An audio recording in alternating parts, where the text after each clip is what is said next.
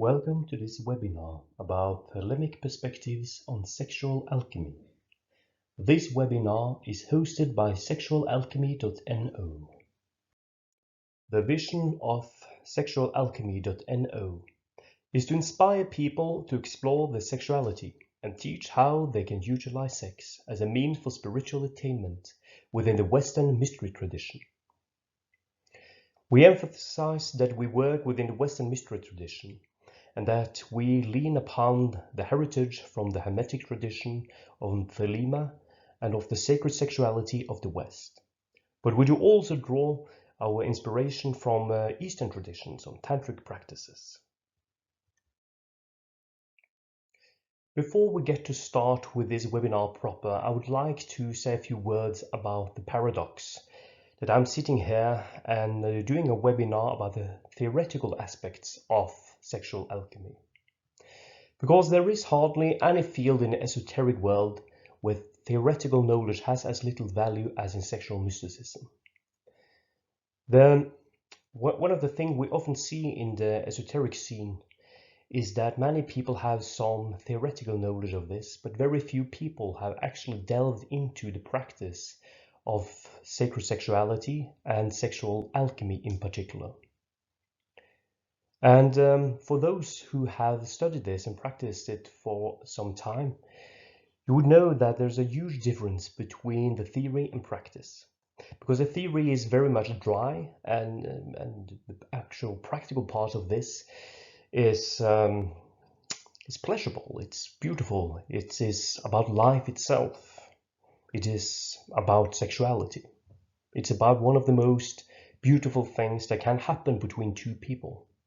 It's poetry. So I would just ask your forgiveness that I will focus on the theoretical part of this tradition in the following, but make sure that I do understand that it is a practical side of this that matters. But nevertheless, I do hope that what we'll go through in the next hour or so will be of inspiration to some of you, that you will be able to put more of the alchemical heritage and symbolism into your own practice. The agenda of today is divided in two parts. First, I would do a general introduction to alchemy and the Western mystery tradition, and in particular the principle of sexual alchemy found in sexualalchemy.no. And in part two, then we will delve into some of the inspirational sources of the Thelemic perspectives on sexual alchemy. And we will go through the Parsifal myth, we will touch upon Baphomet, we'll look upon Fuller's portals, or his portraits of these portals. Then we will look at two of the pictures from the Thoth Tarot deck. And finally, we will look at the Gnostic Mass, the Liber 15, and see how these symbols are present there, and how Aleister Crowley has put alchemical sexual symbols in this celebration ceremony. The first, defining terms. Why is this important to me? Well, first and foremost, perhaps because many of the words and terms that I will use in the following are terms that are used differently from person to person and tradition to tradition. And there's quite a few people who claim ownership of what these terms mean. I would not go into such a discussion to tell you the true objective definition of any of these terms, but I would rather try to give some of to define some of these terms as I have used in this webinar. So now let's look at the theme of today, Thelemic perspectives on sexual alchemy. In this sentence we have several terms that need some definition before we can move on.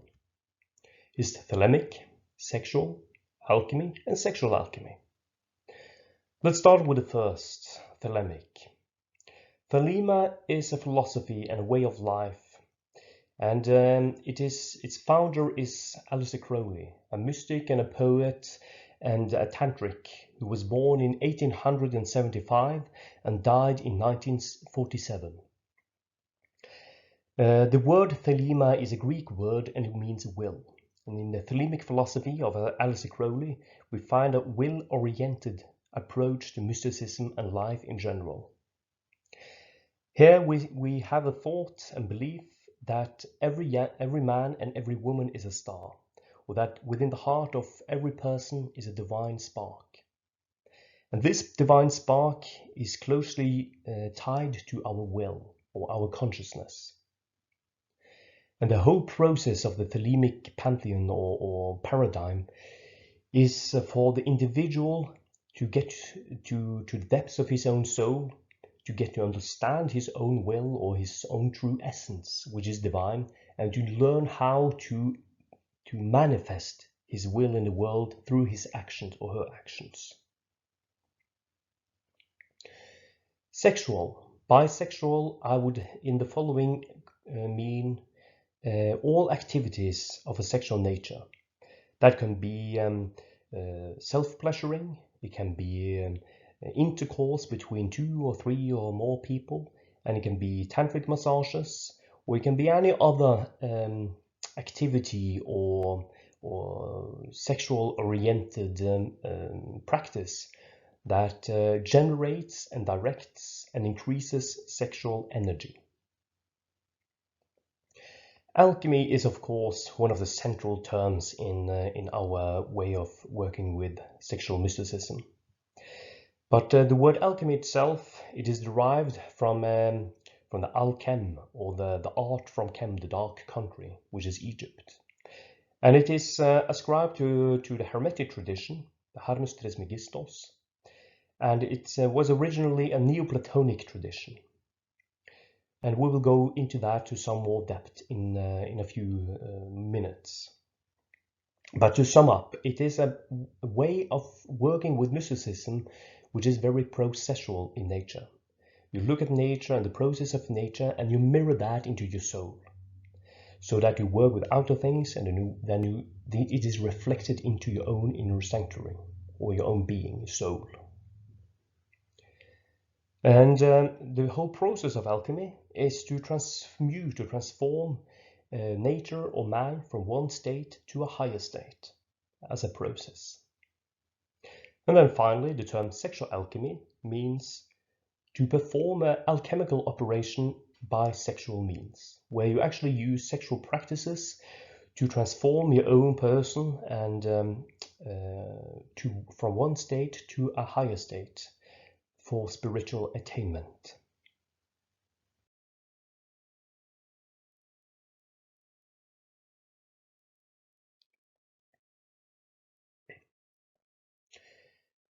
The sexual mysticism and sex magic is a huge subject within Thelema. Alistair Crowley and his predecessors and his students were all studied many different forms of sex magic and sacred sexuality. And a lot of that is very interesting to study. But we will, in the following, we will merely look at those parts of Thelemic sacred sexuality which has an alchemical imagery. For those who are interested to delve more deeply into the to the other aspects of sexual mysticism found in Thelema, we will do that in our workshop Introduction to Sexual Alchemy.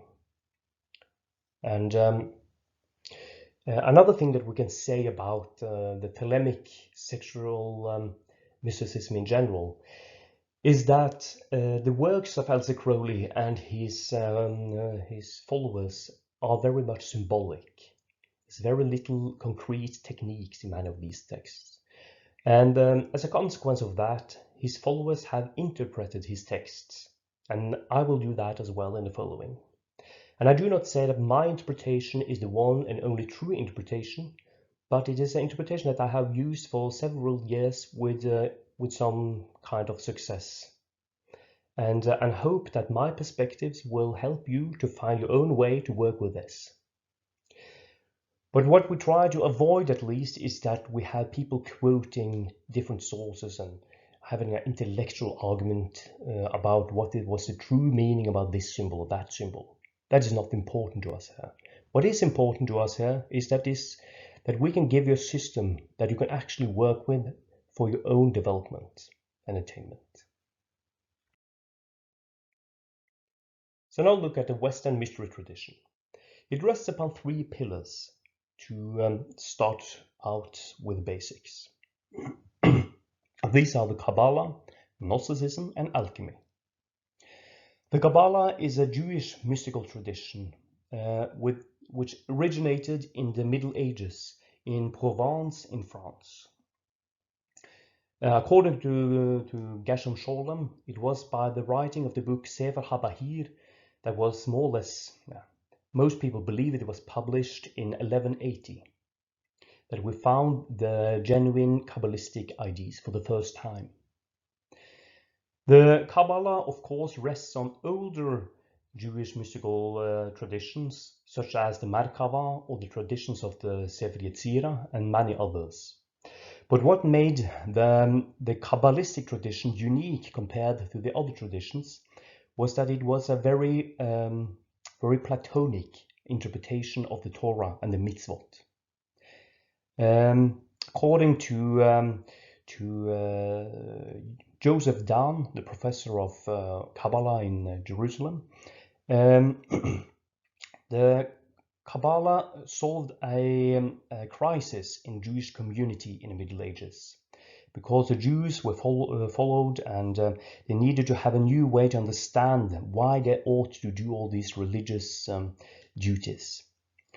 And by introducing a Platonic interpretation of the Torah in opposition to a Aristotelic interpretation, they finally opened up the Torah in a new way, so that they can show how everything in the Torah explained the phenomena of the universe, and how that every phenomenon in the world was tied to the composition of the divine and was an expression of the divine will and nature. And of that reason, I think we see that authors like Moshe Eden, he claims that much of the early Kabbalah was theosophic in nature, because you studied the correspondences of the letters and the stories of the Torah, and by doing that you increased your understanding and the wisdom of God. It's a very descriptive mystical tradition, Kabbalah. The next pillar is Gnosticism. Gnosticism, the term Gnosticism, has been used in many different ways, but it is tied to an early Christian sect which thought that liberation and salvation, of course, was a result of attaining gnosis, or insight into the divine mysteries. They believed that the world was evil, or at least not very good, and that by attaining this gnosis, your soul was liberated and you were freed from the prison of the soul, which was the world or the body. We can see many hints of this Gnostic tradition that goes through the centuries from the Hellenistic age, and also many very closely linked traditions in the Hellenistic area as well that had Gnostic aspects, that is, salvation through gnosis. But also Gnosticism is very descriptive. It describes how the world is composed, and it describes what needs to be done and how salvation goes along in algorithms, or in some allegories. And some myths and legends. Perhaps one of the most known Gnostic gospel is the Pistis Sophia, and another is the Apocryphon of John, or the Gospel according to Thomas, even though some claim it's not Gnostic in origin. But still, in my opinion, it might be put in the same tradition. And then we have alchemy as a third of these pillars.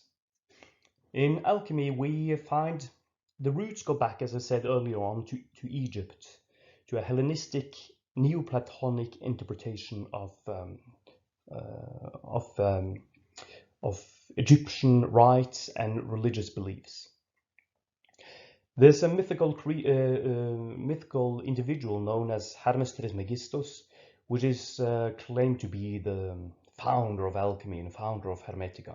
Therefore, it's called Hermetica because of Hermes, of course. In the alchemical tradition, we found that the scientists of the days, they wanted to explore and study nature. And by studying nature, they thought they studied the divine miracles and wonders as well. So they brought stuff from nature, like plants and minerals, into the laboratories, and they cooked them up. And they mirrored themselves in what they saw in the laboratory. In the earliest days of alchemy, I do believe that most of this was primarily a quasi-scientific tradition. But the Neoplatonic current that inspired it in the early days are mystic in nature. But over the centuries, more and more of alchemy became spiritualized, and there were several of these different alchemical traditions that had more emphasis on the perfection of man, or the process of making man into a divine being, instead of making gold out of lead or making medicines, even though that has been an important part of alchemy through the ages. In the following, I will look at a couple of different series of alchemical imagery, just to give you an impression of what kind of tradition it really was. The first of these a series of pictures that I would like to mention is a Rosarium Philosophorum. It was written in the 16th century, and this document is perhaps the one that has been most often interpreted in a sexual manner. And as you can see from the picture here, where you have two angels having sex in a lake, it's typical for this series of images. In the book itself, Rosarium Philosophorum, you have a text about, I don't know, 50 pages perhaps, and 20 images. These images show the purification of the soul and the process to attain adulthood. And the text itself is loosely tied to the images. Some have claimed that the images and the text have two different sources and are not exactly the same tradition. To me, the images are more important than the text itself. Let's look at some of the pictures just to give you a further impression. Here we see three pictures from the Rosarium Philosophorum. On the first picture to the left, we have a naked king and a naked queen, and they stand upon the sun and the moon, and the Holy Spirit, which is the divine love, descends between them to sanctify their union. And then they go on and they go into the fountain of life, or the energy of the world, and the dove is there with them, and they start to meet. And on the third picture, they embrace each other with love. You can also see that the dove is externalized in the first and the second pictures, but it is now internalized in the third picture, where love is being infused into the union.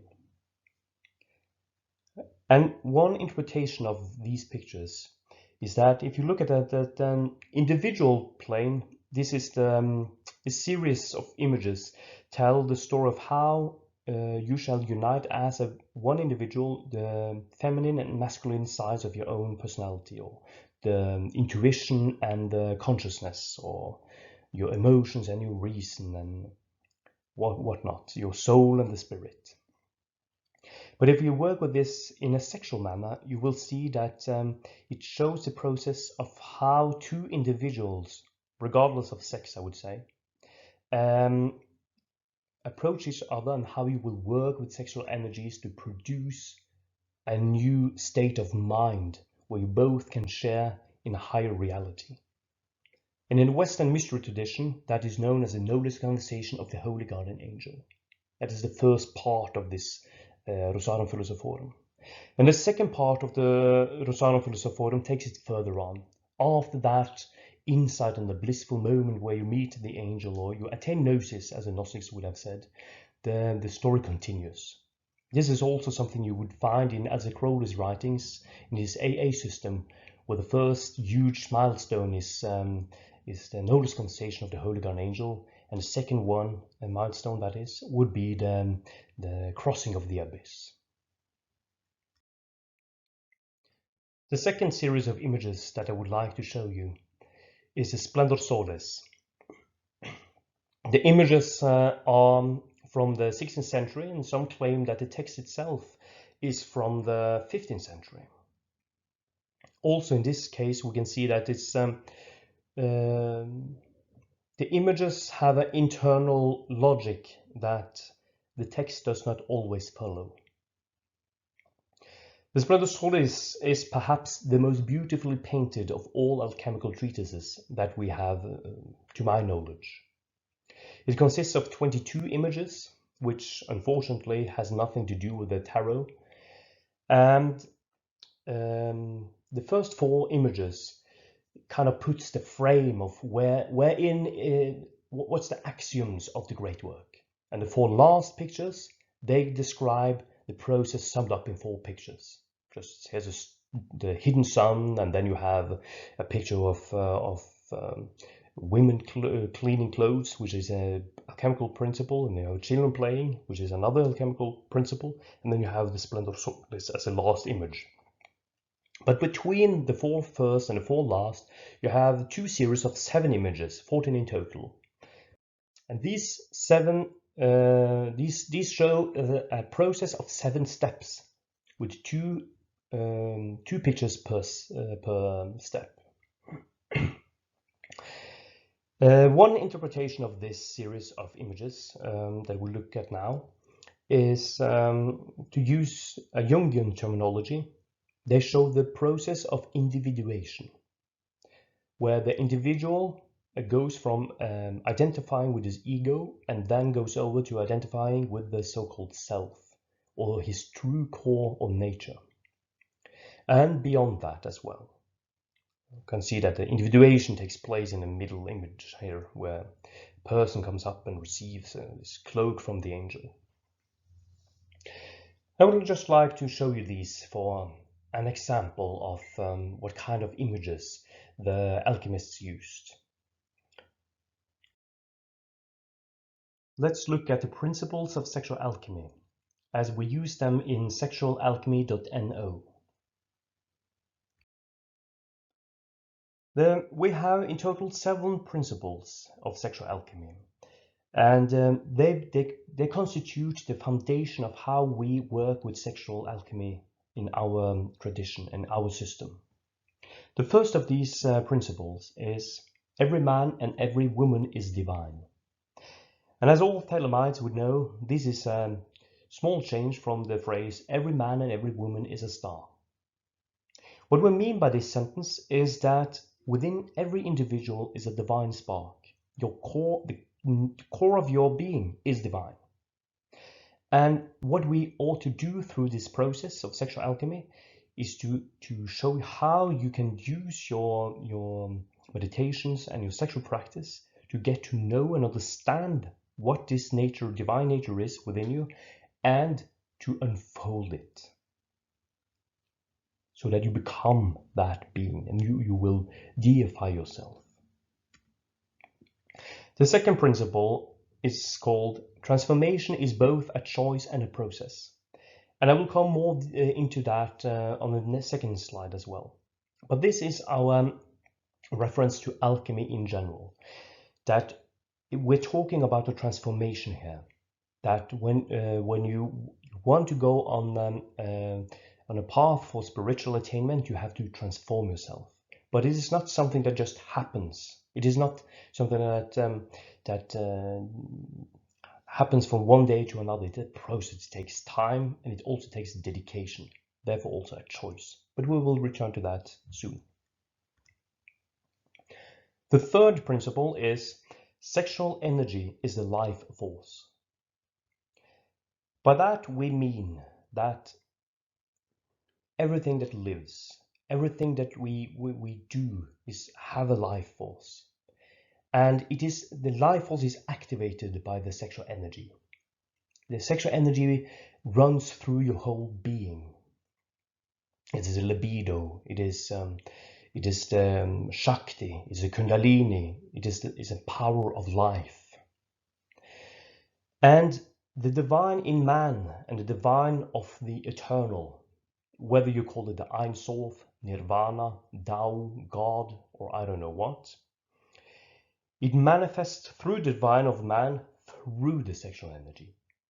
And by working with that, your sexual energy will becomes a channel of life and a channel of the divine. Also, there's another aspect of this, and that is we live today in an overly sexualized society.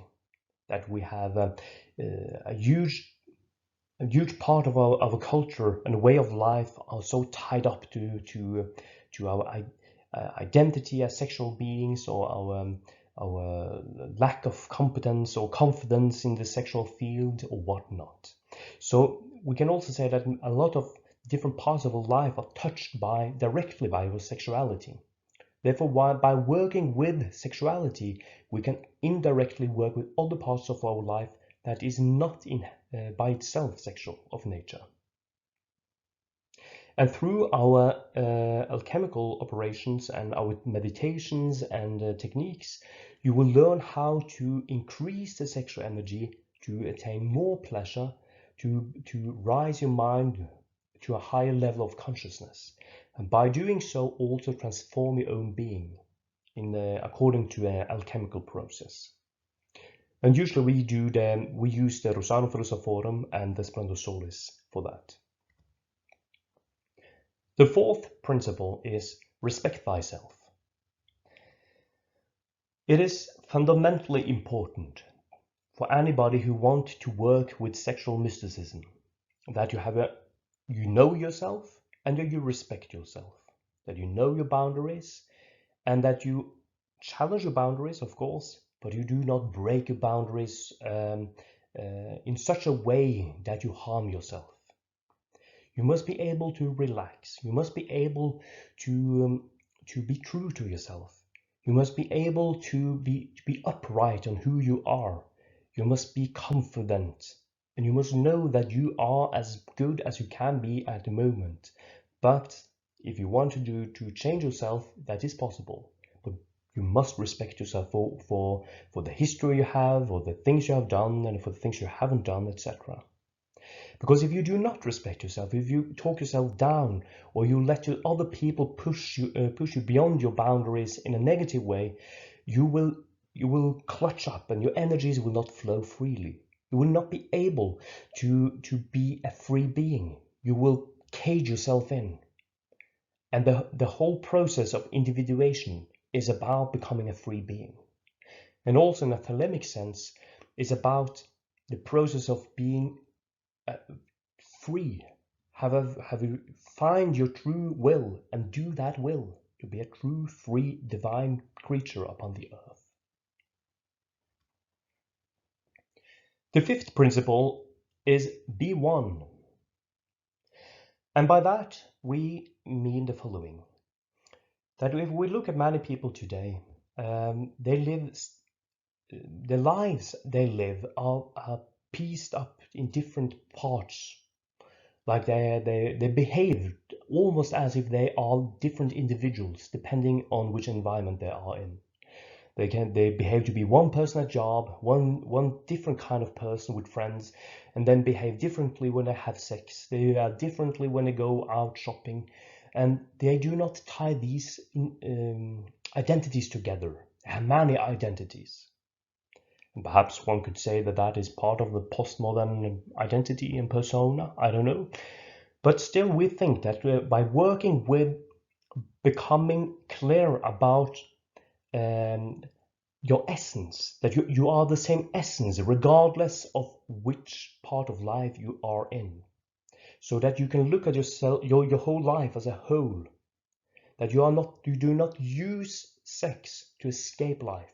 You use or your surroundings for that matter, but you use, for example, sexuality or mysticism or meditation or whatnot to enhance your life. Many people use sex to escape from where they are, or they meditate because their life is so horrible that they can't stay in their life, or they wish to be somewhere else. That is not what we want people to do. We want people to be able to live one whole coherent life where you are upright, respect yourself, and you are one in that, in yourself. And it is also important that we also teach that you must look at your whole life when you work with your spiritual growth. It's important that you do not starve. It is important that you have a place to live. It's important that you are do not worry about where you shall get your next meal, that you don't have huge economical problems. These things will hinder you in your spiritual work. So what we mean by the B1 is that all of these aspects of life is equally important for you to develop as a human being. The sixth principle is learn when to give and receive. And what we mean by this, many things of course, but many of us end up in a situation in life where we are not aware when we give and when we receive. Some end up as givers all the time and they drain themselves. Some end up as takers or receivers and give little back. There's an unbalance there. Both of these can be harmful for your own development or your happiness. But more into a sexual context, when you actually work with sexual techniques to enhance your energy, it's important to know and be conscious, when are you just receiving? When do you let somebody serve you? And when do you serve your lover? And when do both of you give and receive at the same time? That is important because it has something to do with how the energy flows. And to learn how the energy flows will help you to learn how to project your mind through the pleasure and through the sexual energy. Therefore, we put great emphasis on this point, that you must know when to give and when to receive. And you must master that as a sexual technique as well as in other parts of your life. The seventh principle is sex is a practice in freedom. By that we mean that whenever you are indulged in a sexual act, which is wonderful, you let go of everything. You don't worry about how you look, you don't worry about work, you don't worry about money, you just explore the pleasures and the beauty of your body and your partner's body, and you just float with everything. And that experience is unique perhaps to what many people experience in a daily life, because it's a true experience of freedom, of happiness, of bliss. And to be able to understand how you can explore that further during sex, so that you can use that as an inspiration to be equally free and genuine in other parts of your life. Therefore, we practice freedom, we practice bliss during sex. Not because we're going to have sex all the time, but I hope you have it a lot, but because you will use that same kind of mental attitude and flow in all aspects of life. Because then your energies flows through you, your intuition flows through you, and you're much more aware of your surroundings. You will not be tied up to whatever details is around you, but you will be able to see the bigger pictures. So these are the principles of sexual alchemy, which we teach and put as a foundation of our whole approach to working with sexuality in sexualalchemy.no. But I said that I would return a little bit to the transformation is both a choice and a process, because that is in essence what sexual alchemy is about. Sexual alchemy teaches us how to listen to our intuition, to envision a desired future, and gradually over time make that vision a reality. Many believe, or behave as if they believe, that there is a check mark, whatever, that puts you on the pinnacle of your esoteric or mystical career. Many people believe that, oh, if I only attained the unio mystica, the union with God, my life would be perfect. Or if I only attained a knowledge and conversation with the Holy Guardian Angel, oh, my life would be perfect. If I only attained enlightenment in a Buddhistic sense, my life would be perfect. Or if I only attained gnosis of the Gnostics, I would be finally happy. That is not the case. Because we must be aware that there's a difference between gnosis, or your insight in the divine mysteries, and your ability to transform your life accordingly. Therefore, also the process has two parts. One is to attain the understanding of your true nature and understand the potential of what it means to be a human being, and to carry this divine spark within you. That is part one, to attain gnosis. And the second part of the process is to unfold that and to change your life and the world around you accordingly. And that is what we mean to envision a desired future and gradually over time make that vision reality. And for many people who have studied many texts like the Bonaventura, for example, Mind's Way to God, or the Abramelin operation, and for I believe everybody that I know that have done the Abramelin operation, and I did it myself some 10 years ago, 11 years ago,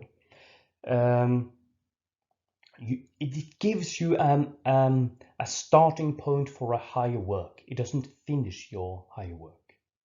It gives you an insight, a unique insight into the composition of the world, but it needs some further elaboration to actually and transformation to be manifested in your life. So that was a few words about the transformation is both a choice and a process. Let's now turn to part 2, some Thelemic perspectives. And yet again I must stress that what we will look at now are only some of the symbols used in the Thelemic sacred sexuality that is centered around alchemical symbolism. It's a huge topic to go into all aspects of Thelemic sacred sexuality, but we will look at some of these now. And there's some of the trends that go to it or lead to it. The first and perhaps most important is the legend of Parsifal and the Holy Grail. There are many different versions of the legend of Parsifal and the Holy Grail.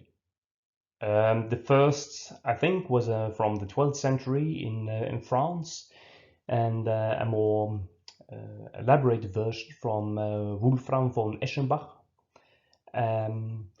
And they have similarities, they have differences, but I think that the most important for the O.T.O and the Thelemic alchemical and sexual practices is the one we find in Wagner's opera Parsifal. As you might know that one of the founders of the O.T.O, Dr. Theodor Heuss, he was an opera singer, and according to some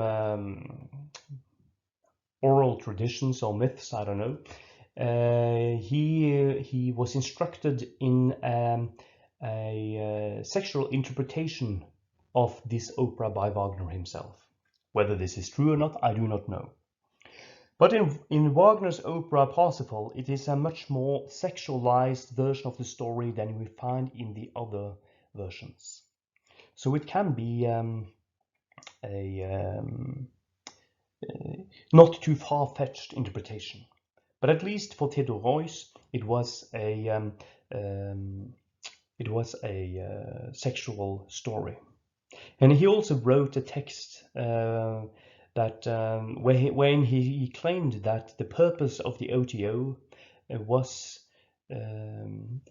was a freedom, a liberation of humankind through sexual liberation. They saw the sexual liberation as a mechanism to liberate humans, or society as a whole, which is also what we can see in our principle number 7, that sex is a practice in freedom.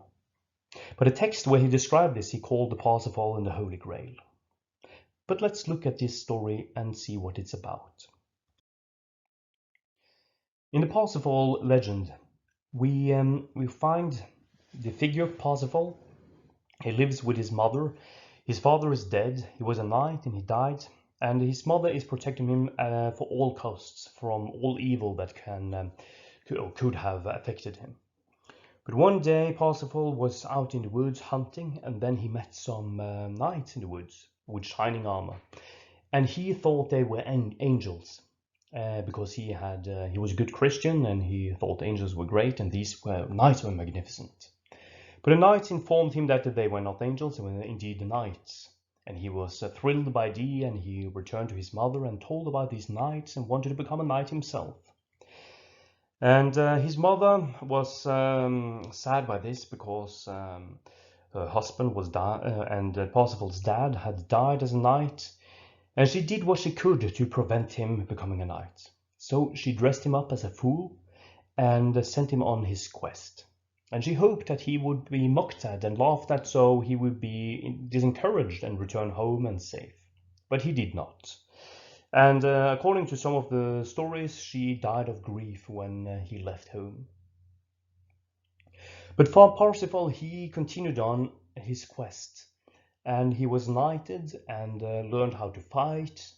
And on one occasion he came to a lake, and in the lake was a boat. In the boat was a man called the Fisher King, and that was the king of the Grail castle. And the Fisher King, he was injured. In some versions of the story, he had been struck in the groin by the lance of destiny, or the spear of destiny, by an evil sorcerer. And he was so cursed that he would only be healed from his wounds if an pure, innocent soul would ask him of his ailment. But Parsifal was too naive and didn't dare to ask about this. So he, by not asking and showing his compassion to the king, he enforced the curse upon the king. But he was led into the castle, and different versions of the story have different descriptions of what happens. But one of them said that he was shown into a room, and in this room was the Holy Grail that was carried out by some Grail virgins, or some Virgo Intacta that protected the Grail, and also was the spear of destiny and still dripping blood from it. The imagery, or the image of these Grail virgins, these completely pure female creatures that protected the Holy Grail, became symbolic of the pure sexuality, the pure sexual force that protect the Grail. And the Grail, of course, has a shape of something you can put something in, and is a symbol of the female genitalia. She protected that. And the spear of destiny was, according to legend, the spear that pierced the side of Jesus as he hanged upon the cross and made sure that he was dead. And after he was pierced in the side, blood and water came out of the wound. And that blood and water was filled up in the Holy Grail. The Holy Grail was filled with blood of Jesus.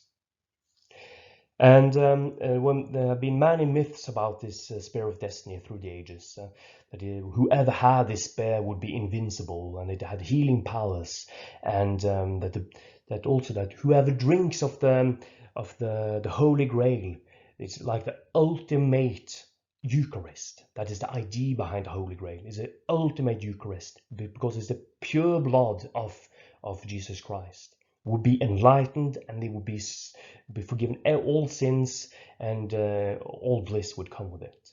So these are the symbols. These things were protected into this chamber. And according to the myth of Parsifal, or the legend, Parsifal found the spear of destiny, and he used it to heal the Fisher King, and finally asked the liberating question about his ailments, and he was finally crowned the Grail King himself.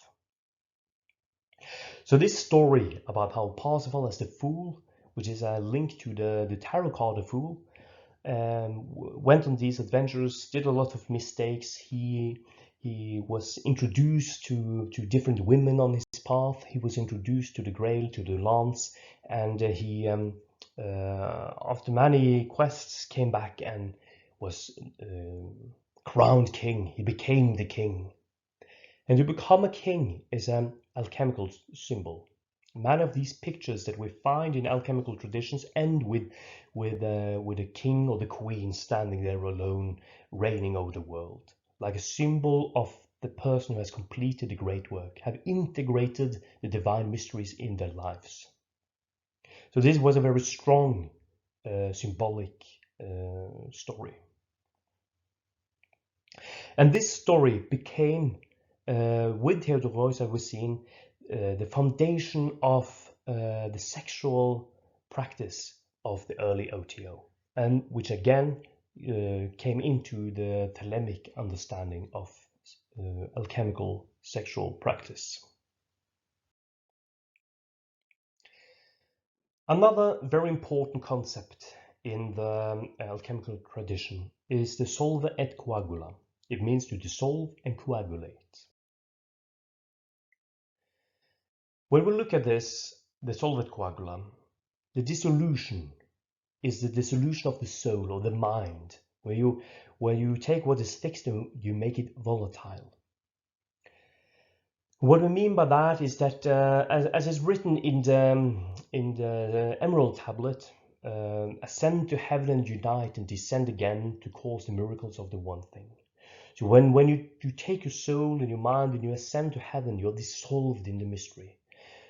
But that is not enough. You need to go back to the world and coagulate what you have seen. So this is done as a larger scale through the whole process of on the spiritual path, with a couple of few milestones that we will look at later. But it's also done on a more regular basis, on a daily basis, could be, where you have smaller processes of the solve et coagula. And this principle was also found in an image which Aleister Crowley was very fond of. And that is, of course, our dear and good friend Baphomet. Baphomet was a very important symbol to Aleister Crowley. In this version of the form that we see before us now, it was made by Eliphas Levi in his book Transcendental Magic from, I believe, 1854. Here he describes that Baphomet was the true god that the Templars worshipped. According to history, after the Knight Templars in the early 14th century were tortured, they told their captives that they had worshipped this creature called Baphomet, which had horns and a goat's head, etc., etc., which many people have, of course, believed to be the devil afterwards. But Eliphas Levi turned this around, and he said that this is the God beyond good and evil. This is the beautiful and hideous. This is the one that is man and is animal. This is beyond everything. It contains all opposites. It is a hermaphrodite with breasts and a erect cock. His wings like an angel. He has the ever-burning flame over his head. But his two arms, one is pointing upwards and one down. And at the arm pointing upwards is written solva, and at the arm pointing downwards is coagula. And this shows the process, the central process of alchemy, solva et coagula. And by dissolving yourself completely in the mystery and coagulating yourself, you do the great work. And therefore we can say that in this image, you find both the method of attaining to the mystery and a symbolic representation of the mystery itself in Baphomet, as a god beyond good and evil, the god beyond this world. And Aleister Crowley, he also wrote a text about Baphomet called Liber a vel Capricorni, or 370. And in this book, he writes that even after the Ancient of Days is drawn through the marketplace and defiled or perished, and that is the Ancient of Days is a name for Kether in the Kabbalah, the highest aspect of the Tree of Life. But even after the world is destroyed, is what he says with that, Baphomet remains. Baphomet is a god that's still beyond everything, and like a hideous and glorious image of the divine. And Aleister Crowley also took the name Baphomet as head of the O.T.O on one occasion. And he attributed the raw sexual force to Baphomet and to Capricorn, to the solar phallic power was the secret of this. So in one way we can look at this is the Baphomet is a mystery, but is also the pure energy and the force that manifests through his bestial nature. So it's a very complex image. And another aspect of this solid coagula that we find in Crowley's writings are in the Book of Lies. We find a reference to where Crowley says, "Die daily." And by that he means that every day we must do this on a minor scale. You must let go of something every day and recollect yourself.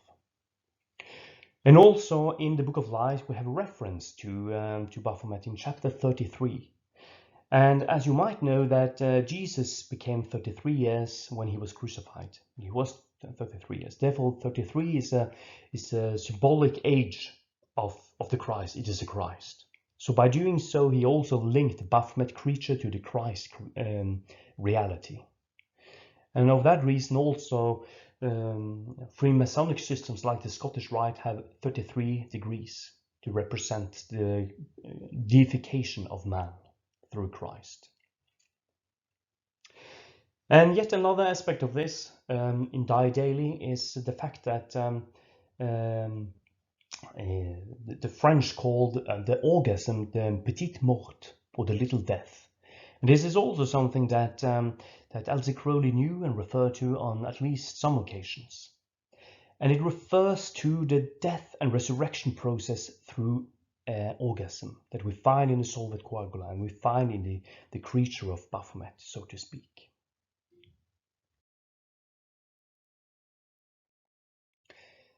We saw earlier on that in the alchemical tradition we had several of these beautifully images that describe the process of the soul. We don't have that many such images in the Thelemic tradition, but we have a few. We have 3+1 pictures painted by Fuller, a student of Crowley, and we also do have the Thoth Tarot deck painted by Frida Harris under the direction of Aleister Crowley. I will now spend a few minutes to look at the 3 pictures of the portals of Fuller as an example of an imagery that can be interpreted alchemically. The first of these portals are the portal of the outer order. It represents where the work begins, where you have taken the first conscious choice to begin the great work. And the great work is, of course, to explore the mystery and to become the mystery.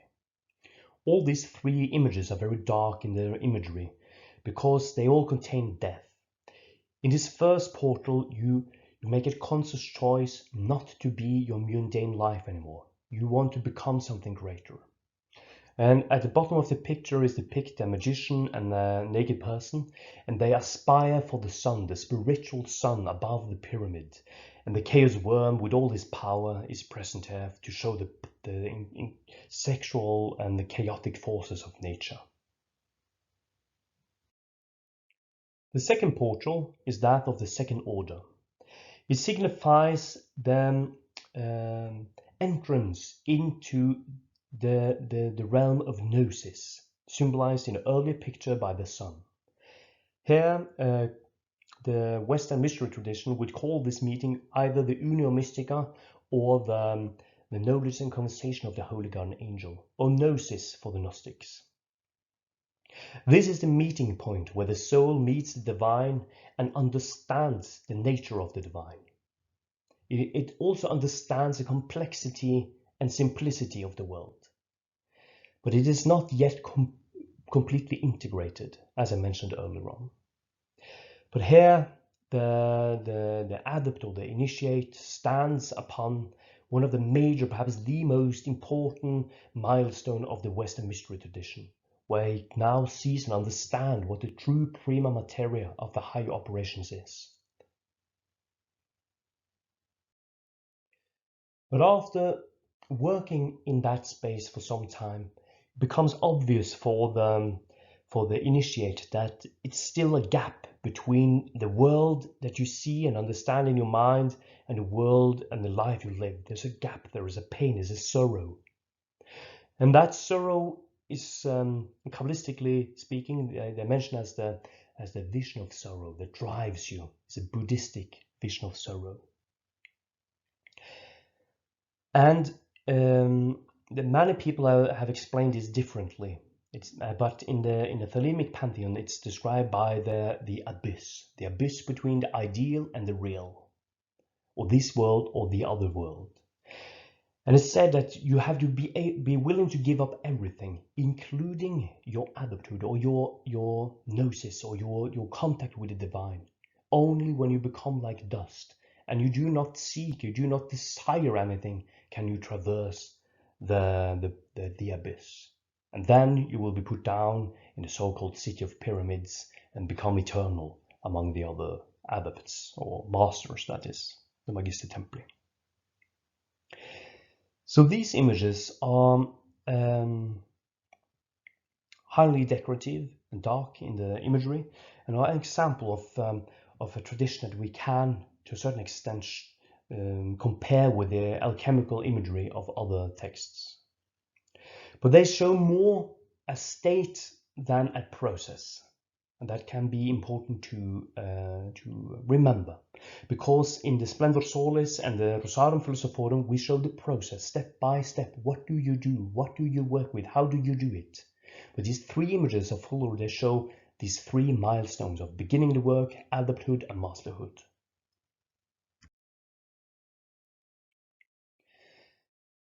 And then let us look at a couple of images from the Thoth Tarot. As I said earlier on, Elsa Crowley instructed the painter Frida Harris to paint his tarot deck. And they're, in my opinion, beautifully painted. I would need to say a few words about tarot in general. To me, tarot has nothing to do with divination. I'm not interested in divination at all. I believe that all the systems of divinations are purely tools to trigger your intuition. But for me, the tarot is a depiction of the universe. And by that, it is also a depiction of the psyche of the human being. And we will now look at two images from the Thoth Tarot that Crowley says is tied to sexual alchemy. And it says that these two pictures are so closely linked to one another that you cannot study one without the other. And now, of course, I talk about the lovers and art. The lovers. Here we see a king and a queen, and the king is holding a lance and the queen is holding a cup. And above them is Cupido with his bow shooting arrows. And on the quiver of Cupido is written Thelema, which is will. He shoots down arrows of love, he ties them together, love ties them together on the will, love and the will. And the spear that the king is holding in his hand is a spear of destiny. It is his solar phallic force. And the cup the queen is holding is the Holy Grail. It is her yoni. And the spear is his lingam. the sexual organs of reproduction. And they have magical powers in this setting. They hold hands, they are about to meet, they are becoming married in this image. And by the foot of the king is a red lion, and by the foot of the queen is a white eagle.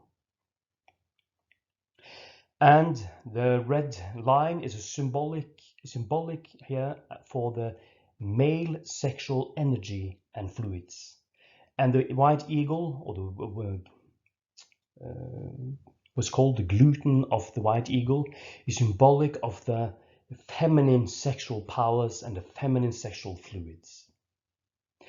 And in the middle of these, when these are joined together, we see the egg with the serpent and the wings, which is the product of the marriage. For those who have studied the Memphis Mizraim, will see that this is an interpretation of the symbol of the Memphis Mizraim as well. What is really the secret of the winged egg. In the Atu 14 art, they have consummated their marriage. They have become one in a hermaphrodite. The king and the queen is now one being, man and female in one. And we can also see that the red line has now become white, and the white eagle has adopted the energy and the forces of the red and become red. They have changed powers. They have absorbed each other's energy and powers in this union. And they are poured into the cup, to the Holy Grail, for the highest Eucharist. And around this, in the so-called rainbow round, the figure in the middle is written, Visita interiora terra rectificantu in Venus occultum lapidem, which means, in Latin, visit the interior of the earth, there you will discover the hidden stone. This is an alchemical and Rosicrucian axiom that tells you that what you seek is inside you. And when you discover that, you have the secret stone. But Crowley goes on in the book of Thoth, and he says that the initials of the sentence is vitriol, which is an alchemical principle, and it is the universal solvent. And he goes on to say, this is the medicine of the wise. This is the philosopher's stone. This is the elixir of life. This union, the result of the union of the man and woman in a sexual union, produces the elixir of life, the highest of all Eucharists.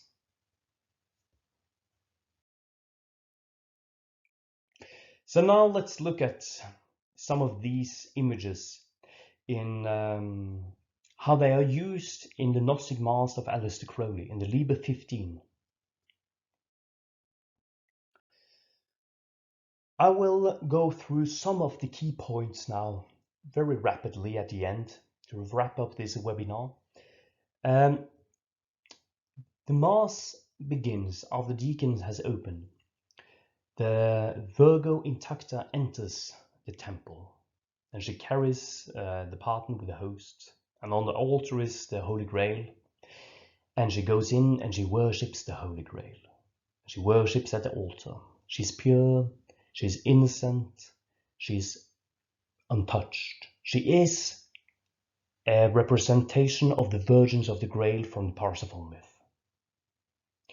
And then she starts to dance her erotic dance, that of the Kundalini, the sexual energy of the universe.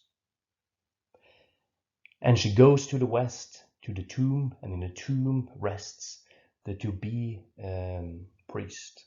She opens the tomb, and out comes the priest clad in white and carrying the lance or the spear of destiny, his solar phallic force. But it's not yet charged with energy. And he asked the Virgo Intacta, how will I become worthy to convey the virtues to the brethren? And she goes to the fountain, and she worships the waters of creation, and she purifies him with it. She goes to the altar of incense, and she worships the fire, and she purifies or consecrates him with fire. And then she clads him in his red garment or cloak, robe of glory, and puts upon his head a serpent crown, symbolic of the Kundalini force.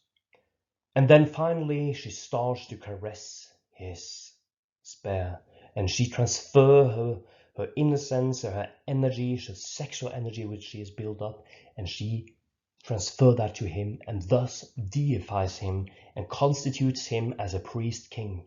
She makes him the king of the Grail castle.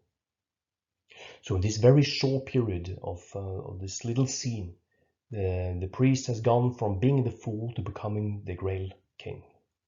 And he lifts his lance, which is now fully charged with his solar-phallic power, symbolic of his erect power, of course.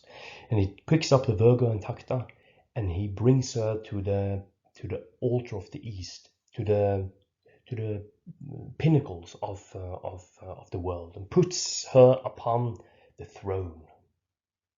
And there he again purifies her and consecrates her and worships her. And thus he not only makes her the priestess that he can work with, but he makes and constitutes her to be the divine feminine. He makes her Nuit, or the goddess of the night, and Babylon, the free sexual whore that rides upon the beast in Apocalypse, or the Inanna, or the Ishtar of the Babylonians. And he worships her, and she undresses, and he traverses through the universe 3 times, and he ascends the steps until he as he worships her, and then they meet, and they are united in a hymn. When they consecrate the bread and the wine, they do that with the lance, which is consecrated with the sexual energy. It is a projection of these same energies into the cup that constitutes the wine to become, what they say, the pleasure of the world, and the bread to be the life of the sun. And he breaks off a small portion of the host, and he says in Greek, "Toto este tu sperma mu, o pater estin, o uius dia to pneuma agion." For this is my sperm, and the Father is his Son through the Holy Spirit. And then he puts it on the lance, and together they let it drop into the cup. And then they exclaim Hrilliu, which according to Crowley was the sound that doves makes when they mate. I'm not entirely sure if doves make that sound, but that's irrelevant. What it means is that the dove is a symbol of love. It is a symbol of the Holy Spirit. It's a symbol of agape, the symbol of the divine love that sanctifies and ties together and dissolves. Eros is the love that unites. Agape is the love that dissolves.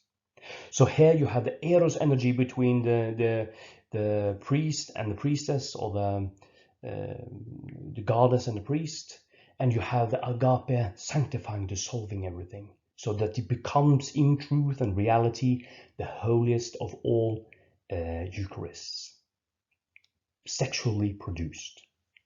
And this symbolic sacrament, of course, I drink it. The priest drink it, everybody drink it, or eat the host. And the priest exclaims afterwards, "There is no part of me that is not of the gods." This whole operation can also be performed sexually between a man and a woman. There are different other operations that can be done with woman and woman, a man and man, but that is a different recipe that we'll not go into here. So that was to sum up how we can see these alchemical symbols used in a sexual context within Thelema. So, to sum up everything here, as we've seen above, alchemy in a Thelemic context is primarily used to describe the union of opposites and the production of the elixir by the means of sexual union. On the other hand, the alchemical traditions that we find, for example, in the Rosarium Philosophorum or the Splendor Solis, show a process towards a state of mind. While the Thelemic pantheon uses Kabbalistic imagery for the process or the milestones and only use the sexual alchemical operations as a tool to explore those or to attain perhaps those specific milestones. We in the sexualchemy.no, we seek to unite the sacred sexuality of the West and the East. We want to show people how they can use the hermetic alchemical processual images of the Splendor Solis and Rosarium Philosophorum together with Thelemic thoughts. How these different traditions enhance each other and make it a complete, coherent whole that is fun, pleasurable, and a well-tested system for spiritual attainment. And with that, I thank you for your attention, and I hope that you will visit our webpage at www.sexualchemy.no, and also that you will attend one of our webinars in the future, and also one of our workshops that we will hold in London and in Houston and other places, Oslo as well. Thank you for your attention.